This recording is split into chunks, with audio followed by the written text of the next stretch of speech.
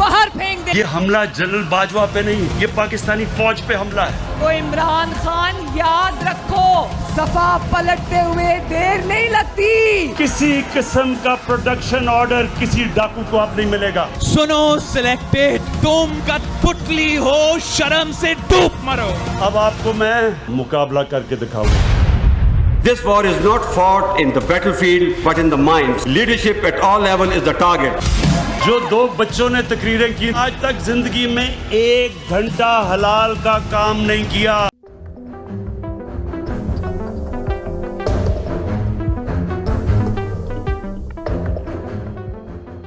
Hello friends, welcome to AP Gyan channel where you get videos from Pakistani news media. आज की जो video है, जैसा कि आपने देख ही लिया होगा इंट्रो में, क्या एक तहलका वाला कोहराम मचाने वाला वीडियो है। और वो इसलिए कि अभी पूरे पाकिस्तान में एक कोहराम सा भूचाल सा आया हुआ है, जिसमें इमरान खान की गवर्नमेंट को हिला के रख दिया है। तो फ्रेंड, ये वीडियो है बहुत ही मस्त और आपको पाकिस्तान के अंदरूनी हालात कि क्या चल रहा है वहाँ पे आपको क्लियरली समझ में आएगा। तो इस वीडियो को आइए देखते हैं। लेकिन उससे पहले आपसे रिक्वेस्ट है कि अगर सब्सक्राइब नहीं किया है तो प्लीज़ आप इस चैनल को सब्सक्राइब ज़रूर कर लीजिएगा, बिकॉज आपके लिए मैं ऐसे ऐसे बहुत सारी वीडियोस लाता रहता हूँ। So let's watch the video first. जो अल्फाज इस्तेमाल किए जा रहे हैं नवाज शरीफ साहब की तरफ से, वो लगता है कि इदारों में तसादुम कराने के लिए, इदारों के अंदर जो इंतशार है, बिलखुसूस फौज और अदलिया के अंदर इंतशार फैलाने के लिए जो है वो इस्तेमाल कर रहे हैं। और शायद वो किसी फॉरेन एजेंडा पर, किसी दुश्मन मुल्क के एजेंडा पर जो है वो गामजन है।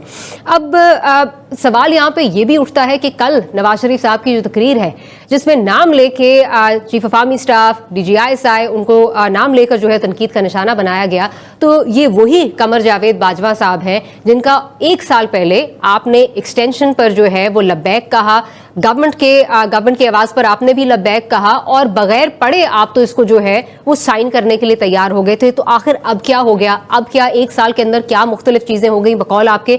अगर ये सौगात जो है वो जनरल कमर, अगर इमरान खान साहब को जो रेफर कर रहे थे कि सौगात जो है ये जनरल कमर जावेद बाजवा साहब आप लेकर आए हैं, तो आपको जवाब देना होगा। तो फिर क्या मुख्तलिफ क्या हो गया? पिछले 1 साल में क्या चीज़ें बदल गई, जिससे बहुत सारी चहमगोइयाँ जो हैं वो जन्म लेती हैं। चहमगोइयाँ हो रही हैं कि शायद कोई डील होने वाली थी, कोई जो रियायत है वो एक्सपेक्टेड थी, नहीं मिली, इसलिए टोन में इतनी तलखी आ गई है, या फॉरेन एजेंडा पर गामजन है। बहुत सारी बातें होती हैं। ये तो बात हो गई कल जलसे की और इसके रद्द अमल पे। अब मसला ये है कि इस वक्त मुल्क के जो एक्चुअल चैलेंजेस हैं वो उनको इस सियासी टेम्परेचर क्योंकि इतना बड़ा हुआ है, तो इसमें वो ओवरलुक हो रहे हैं। हमारा दुश्मन एक दफ़ा फिर से जो है वो एक्टिव है। बलूचिस्तान में आप देख लें जो गुज़िश्ता 2 रोज़ में हो रहा है, साथ ही साथ नॉर्थ वजीरिस्तान में आप देख लें 14 सिक्योरिटी एहलकार हमारे अब तक जो है वो शहीद हो चुके हैं। साथ ही साथ 7 सिक्योरिटी गार्ड जो हैं वो भी शहीद हो चुके हैं। लेकिन क्योंकि सियासत चल रही है और पॉलिटिकल पॉइंट स्कोरिंग यहाँ पर चल रही है, तो उसमें वो कहीं पीछे रह जाते हैं। इसके साथ साथ अगर हुकूमत की बात की जाए तो हुकूमत महंगाई का जिन जो है उसे बोतल में काबू करने का तो बहुत कहती है, और कहती है कि जी हम काबू कर लेंगे, हम उसको कंट्रोल कर लेंगे। लेकिन ये स्टेटमेंट्स, दावे जो हैं वो दावों की हद तक ही रह गए हैं। ज़्यादा आपको इसका जो है वो अमलन कुछ नज़र नहीं आता। क्योंकि अगर हम अपने स्टेटिस्टिक्स नहीं और अपनी बात नहीं, अगर पाकिस्तान ब्यूरो ऑफ स्टेटिस्टिक्स की बात करें, तो आज उनका जो वीकली सर्वे है वो आया है, जिसमें बताया गया है कि 0.45% यानी कि ऑलमोस्ट 0.5% जो है वो पिछले हफ्ते से महंगाई बढ़ गई है। और अगर हम इसका ओवरऑल जो है वो जायजा लें तो आपको ये नजर आएगा कि just in the month of October तकरीबन 2.5% महंगाई जो है वो बढ़ चुकी है। तो हो क्या रहा है? क्योंकि आज प्राइम मिनिस्टर साहब ने कहा कि जी हम कंट्रोल कर लेंगे, लेकिन माजिद के साथ कोई वाज़े लाए अमल जो है वो नहीं नजर आया। शायद सारा इन्हिसार जो है वो टाइगर फोर्स पे है। तो ये भी बात करेंगे कि हो क्या रहा है, हुकूमत क्या कर रही है और ऑपोजिशन क्या चाहती है। ये जो अब आप इमरान खान देखेंगे, ये एक मुख्तलिफ इमरान खान आने लगा। ये मैंने सब पेशन गोई की हुई थी कि ये सर्कस एक दिन होगी। 2 बच्चों ने तकरीरें की थी, उनके ऊपर मैं बात नहीं करना चाहता। एक उनमें से नानी होगी है, लेकिन मेरे लिए बच्चे ही हैं। वो पले किसके ऊपर हैं? अपने दोनों बापों की हराम की कमाई के ऊपर पले हुए हैं। नवाज शरीफ, तुम वापस आओ तो मैं देखता हूं तुम्हें हम कैसे रखते हैं। نواز شریف صاحب آپ کا سیاسی جنازہ آئے گا, آپ کی سیاست جو ہے وہ پاکستان میں نہیں آئے گی. نواز شریف وہ کھیل کھیل رہا ہے جو انٹرنیشنل ایجنڈا ہے کہ پاک فوج کے اندر پاک فوج کے خلاف بات کی جائے. دشمنوں کی زبان بن گئے ہیں یہ. الطاف حسین نمبر 2 کا نام نواز شریف ہے. اگر نون لیگ پاکستان دشمنوں کے ایجنڈے پہ کام کرے گی تو اس پر پابندی لگنی چاہیے. نواز شریف کی یہی پالیسی رہی تو یہ نہ ہو کہ عمران خان اگلے 5 سال بھی لگا لے. یہ نون لیگ ٹوٹ کے رہے گی اور کوئی وجہ ہی نہیں. کمل صاحبہ, شیخ رشید صاحب جو ہے وہ اندیا دے رہے ہیں بین کا, تو کیا اس پہ جو ہے وہ کچھ سوچا جا رہا ہے آپ کی پارٹی کے اندر جس طرح شیخ صاحب بات کر رہے ہیں؟ اور ریزن کیا تھی کہ جن لوگوں کو یہ گھیر گھار کے لائے تھے, جب انہوں نے فوج کی اتنی انسلٹ ہوتی ہوئی دیکھی تو ان کے اندر بھی وہ صبر تحمل نہیں رہا اور چھوڑ کے چلے گئے.